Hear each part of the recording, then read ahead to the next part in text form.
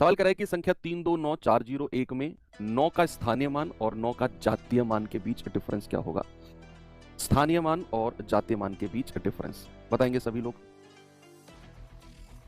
भाई संख्या मैं यहां पर लिख रहा हूं 329401, ये मैंने लिखा 329401।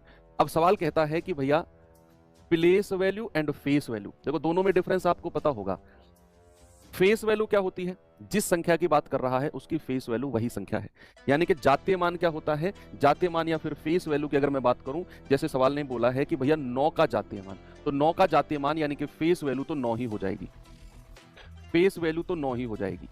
किसी का भी जातीय मान पूछेगा उसकी फेस वैल्यू यानी कि उसका जातीय मान वही संख्या होती है। बात करें अगर प्लेस वैल्यू यानी कि स्थानीय मान की, तो स्थानीय मान का मतलब है आपको प्लेस वैल्यू कैसे निकालनी होती है।